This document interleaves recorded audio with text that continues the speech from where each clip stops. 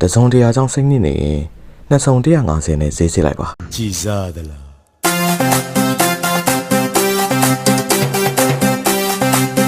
စိတ်တော့စိုးနဲ့ကြည်စား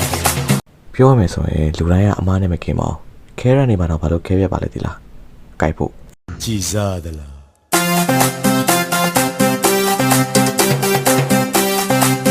စိတ်တော့စိုးနဲ့ကြည်စားသူများကိုနင်းပြီးမှအပေါ်ရောက်ချင်းမဆက်မလောလောလိုက်ကြည်စားသလား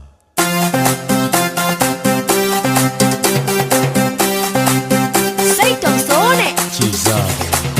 လဲကျသွားတိုင်းပြန်မထပါနဲ့ဆက်ထိုင်နေလိုက်ပါအညောင်းပြေတာပေါ့ကြည်စားသလား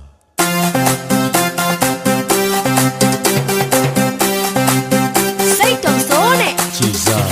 ကိုလိုဘယ်တော့မှအောက်ချမခံပါနဲ့ပြန်ကောက်စားပါနှမျောစရာကြီးကြည်စားသလား